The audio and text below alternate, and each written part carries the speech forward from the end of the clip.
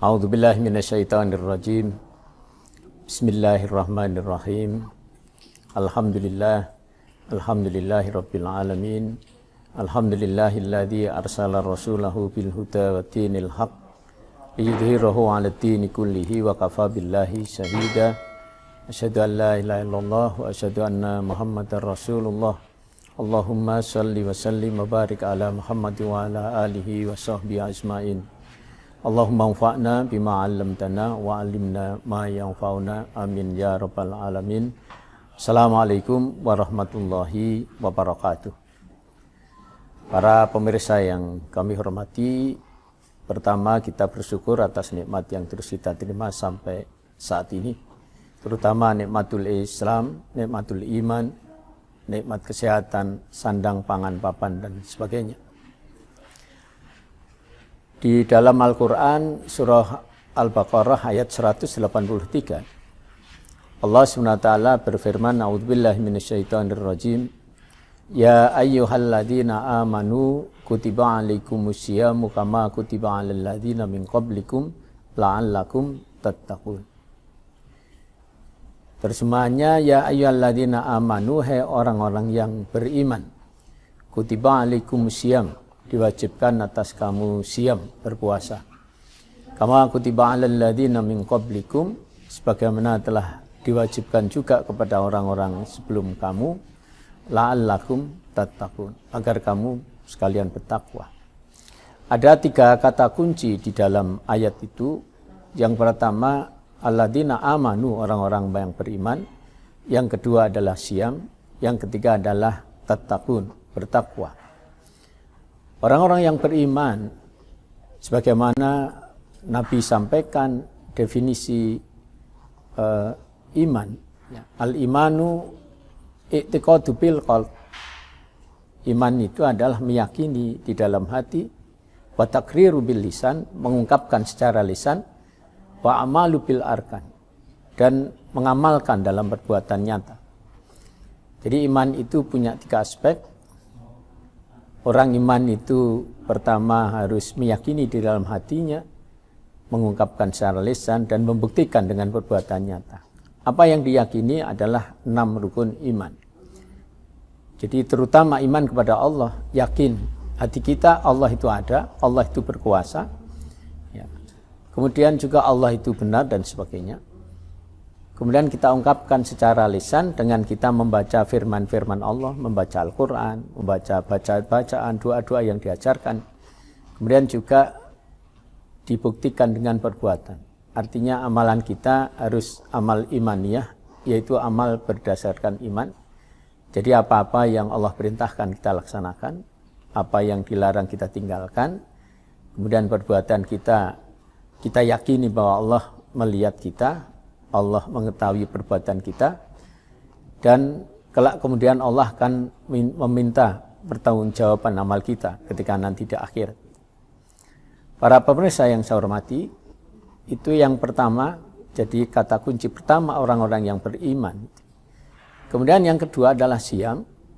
Siyam itu dari kata soma, ya, sumu siyaman, artinya menahan diri atau mengendalikan diri.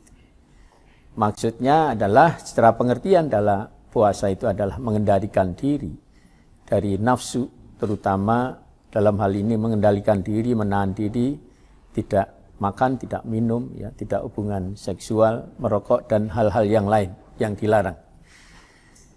Dalam waktu tertentu, mulai dari maghrib sampai subuh sampai maghrib selama bulan Ramadan. Itulah makna siyam, ya, secara pendek, dan siyam itu hakikatnya adalah bagaimana menahan diri kita, diri nafsu kita, yang nafsu itu tidak hanya nafsu di mulut atas maupun mulut bawah, ya. Nafsu mulut atas itu nafsu makan minum, kemudian mulut bawah itu adalah hubungan seksual, dan nafsu-nafsu yang lain. Sehingga mata kita ada nafsu, telinga ada nafsu, tangan ada nafsu, ya, semuanya juga harus dikendalikan. Artinya mata kita puasa, menahan diri dari melihat yang tidak baik misalnya. Telinga kita puasa, artinya jangan mendengarkan hal-hal yang buruk.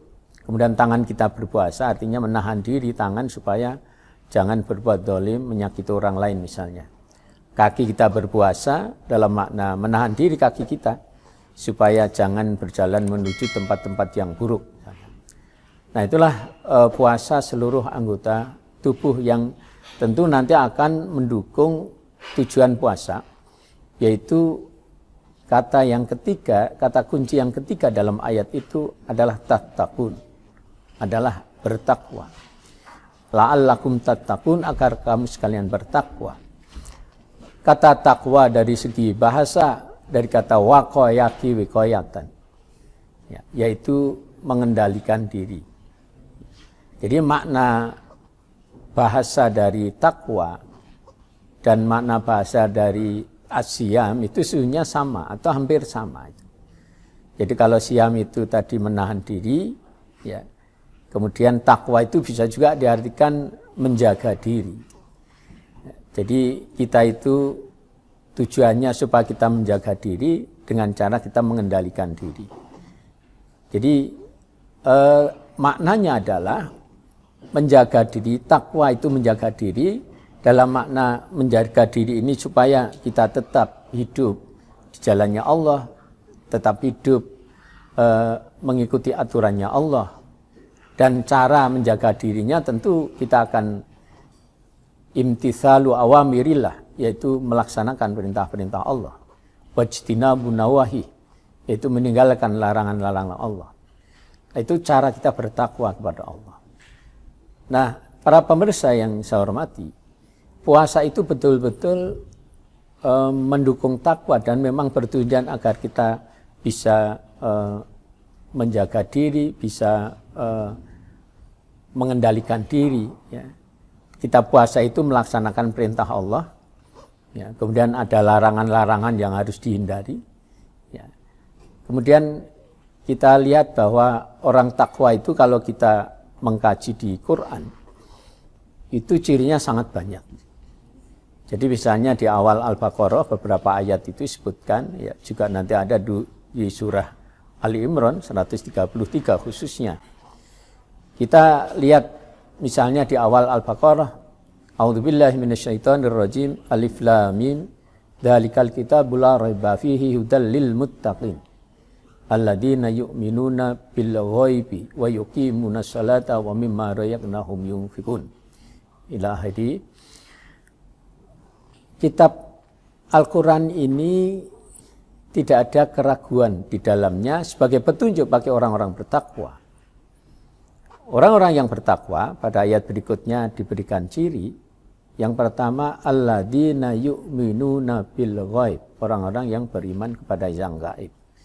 Kemudian yang kedua, yuqimunas shalah, menegakkan salat. Yang ketiga, wa mimma razaqnahum yunfiqun, dia menginfakkan sebagian rezekinya yang datang dari Allah itu. Kita lihat yang pertama, yu'minuna bil ghaib, iman kepada yang gaib, itu adalah iman kepada Allah. Al-ghaib di situ lebih pada Allah. Dan juga termasuk makhluk ghaib yang ciptaan Allah.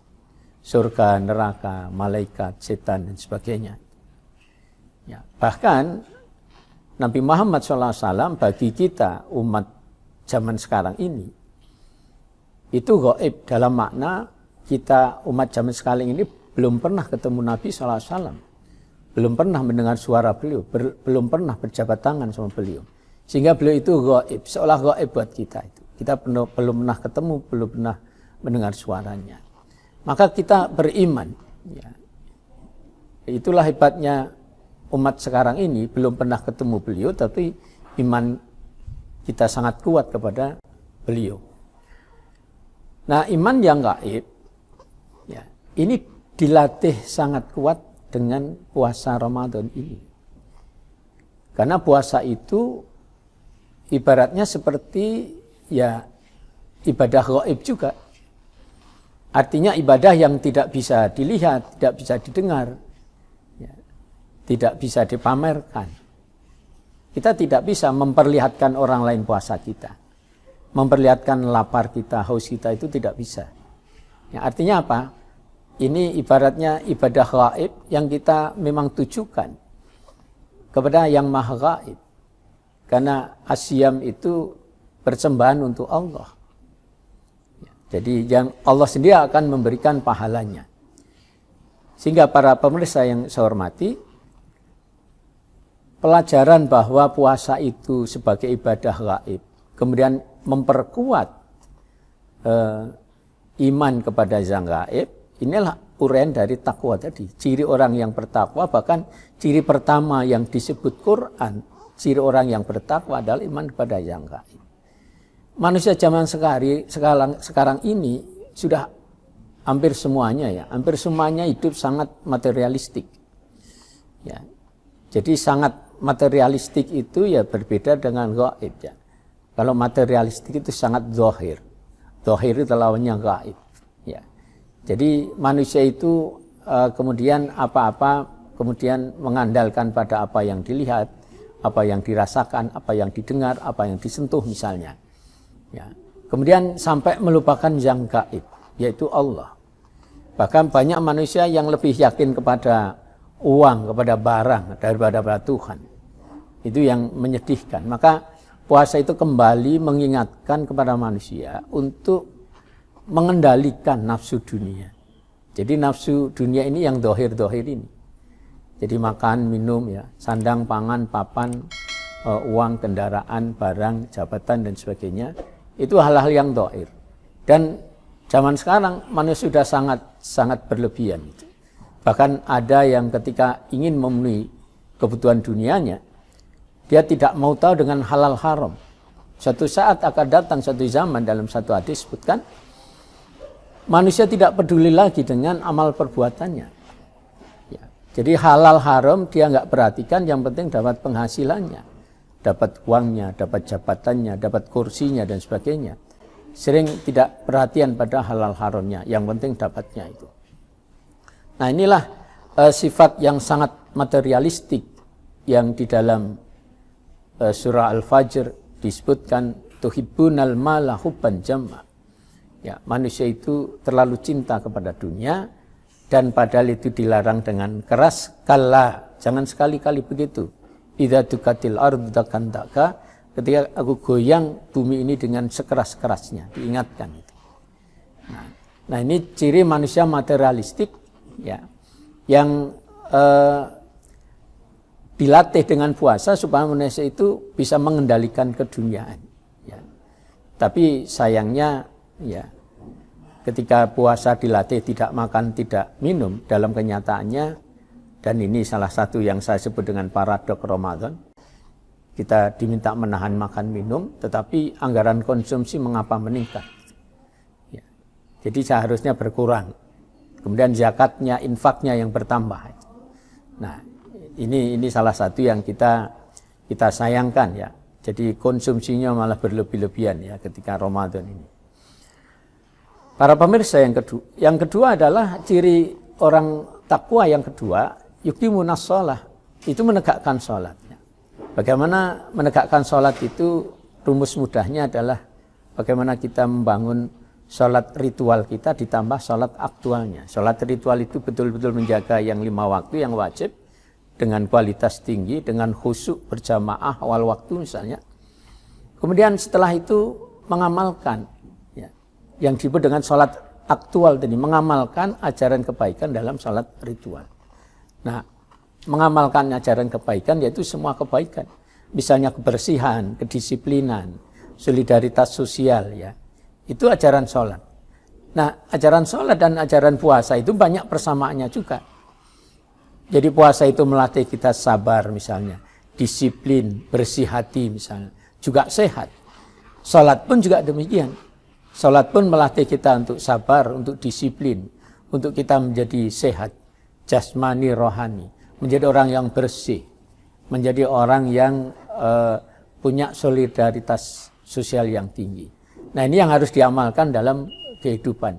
Jadi ibadah-ibadah itu tidak sekedar ritual di rumah ibadah, ya, menurut aturan ritual, aturan tertentu dalam upacara keagamaan Islam, tetapi ini harus diaktualisasi, diamalkan dalam kehidupan. Sehingga orang-orang yang menegakkan sholat itu orang-orang yang bisa menjadi orang yang baik. Orang yang bisa menjaga sholat 5 waktu dengan sangat baik, berkualitas tinggi. Kemudian dia di dalam kehidupan masyarakat menjadi orang yang baik, karena kebaikan-kebaikan itu diajarkan di dalam sholat 5 waktu itu. Contohnya tadi kebersihan, berjamaah misalnya, kedisiplinan. Jadi misalnya kebersihan, ajaran kebersihan itu tidak hanya ketika kita sholat di atas sajadah, tetapi mari ajaran kebersihan itu kita bawa ke rumah kita bersih, ke ruangan kita, ke toilet kita, kemudian di sekitar rumah kita, itu menjadi bersih. Dan bersihnya adalah lahir dan batin, kebersihan lahir dan batin, termasuk kebersihan hati. Pada waktu sholat kita bersih hati, melaksanakan saat sholat itu. Tapi kemudian kebersihan hati itu diamalkan ya setelah sholat. Satu lagi misalnya disiplin juga, disiplin waktu, profesional, disiplin peraturan. Itu diajarkan dalam sholat, kemudian diamalkan dalam kehidupan sehari-hari. Demikian juga dengan puasa. Puasa mengajarkan kedisiplinan waktu.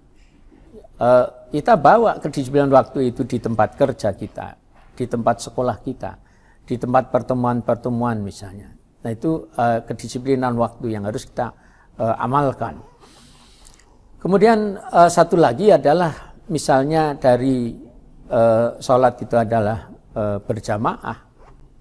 Sholat jamaah itu mengajarkan kebersamaan, persatuan kesatuan. Maka ajaran jamaah itu tidak hanya di dalam masjid, di atas sajadah, tetapi di masyarakat. Ya. Terjun di masyarakat dengan membawa kebersamaan, persatuan, kesatuan. Ya. Termasuk dalam dunia olahraga misalnya. Jadi dalam dunia olahraga misalnya sepak bola, volleyball, basket misalnya, itu adalah olahraga yang memang sangat membutuhkan jamaah, kebersamaan. Sebab kalau tidak ada kebersamaan dalam olahraga itu tidak akan menang. Sehingga mari kita bawa kebersamaan itu. Nah puasa itu juga mengajarkan kebersamaan dengan kita merasakan lapar haus.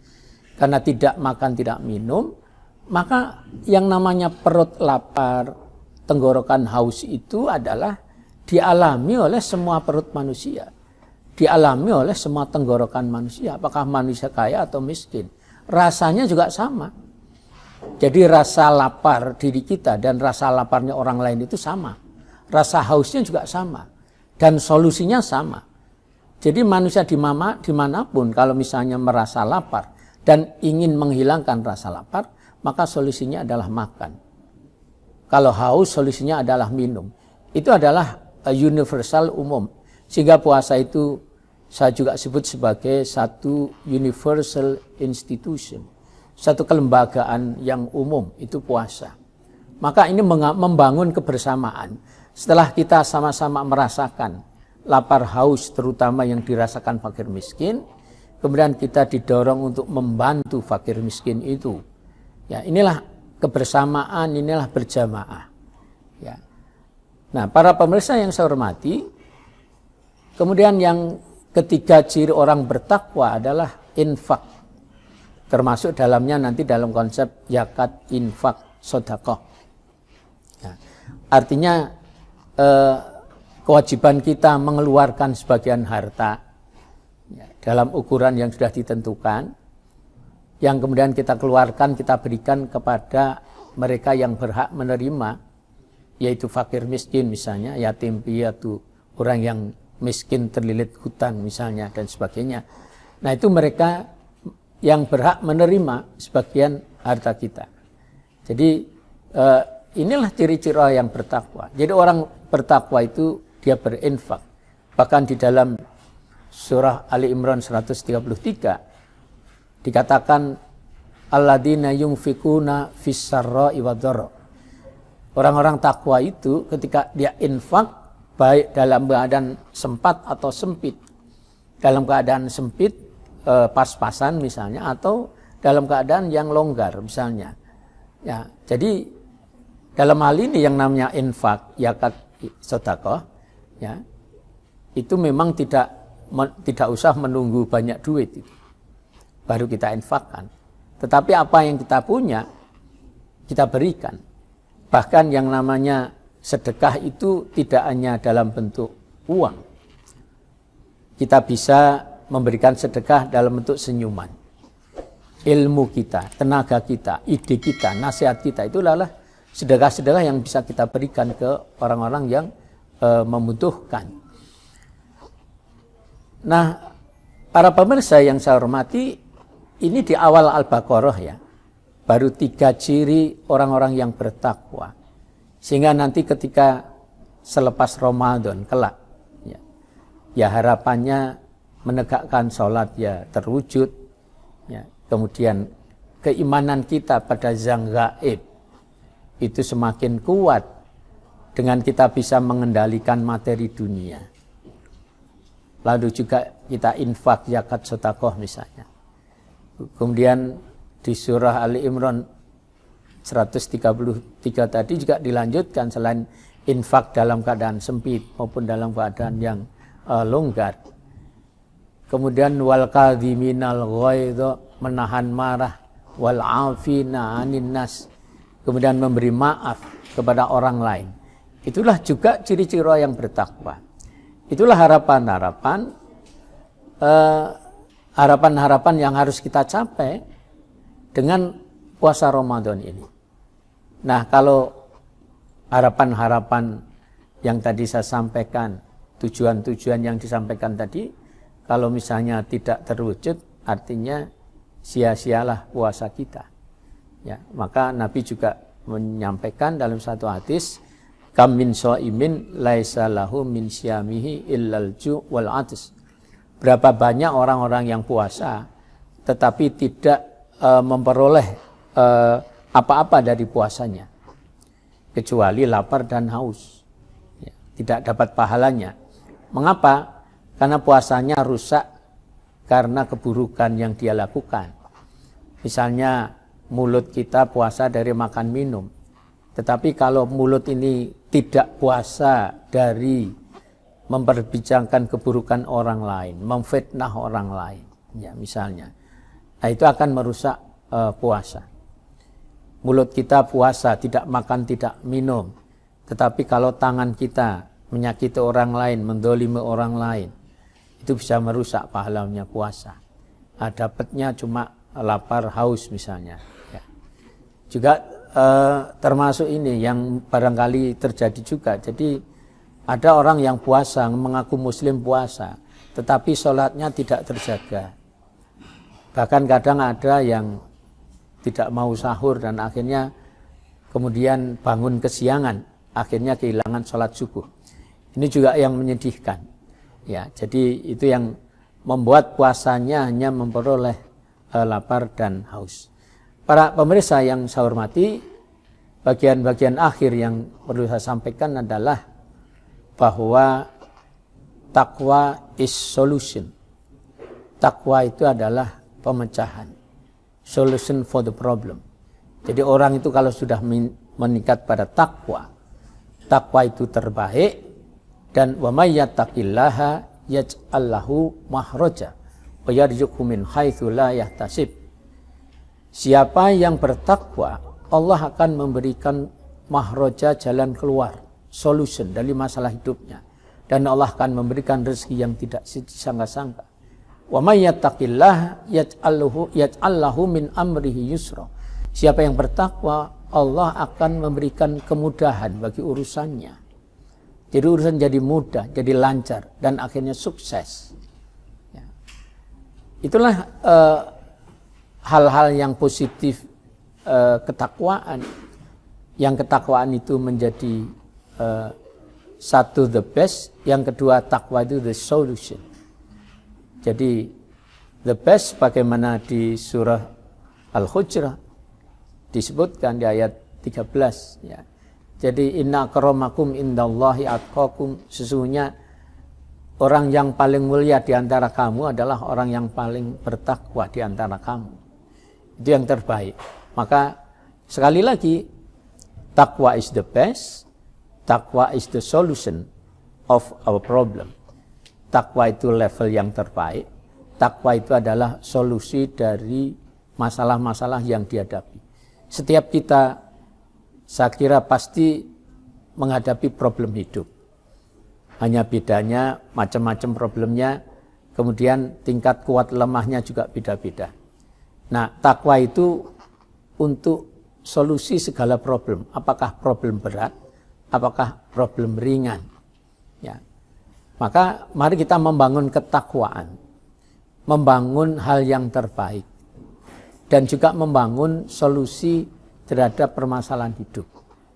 Ya, tinggal kita, mari kita menuju takwa dengan kita puasa, dengan kita menegakkan sholat, dengan kita memberikan zakat, infak, sedekah.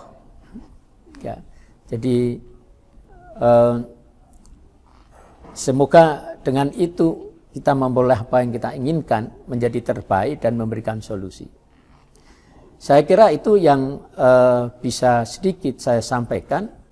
Saya sampaikan siaran ini di Gedung Perpustakaan Pusat Universitas Islam Sultan Agung Unisula Semarang, khususnya di kajian literasi peradaban Islam kawasan Asia Corner. Ada ruangan khusus untuk literasi peradaban Islam di lantai 2. Semoga membarakkan, memberikan hikmah, memberikan keberkahan, memberikan manfaat untuk kita semua. Saya sampaikan banyak terima kasih atas perhatian yang diberikan. Semoga Allah menerima ibadah-ibadah kita khususnya pada bulan Ramadan ini. Terima kasih banyak. Wal afu minkum. Subhanakallahumma wa bihamdika asyhadu an la ilaha illa anta astaghfiruka wa atubu ilaik. Assalamualaikum warahmatullahi wabarakatuh.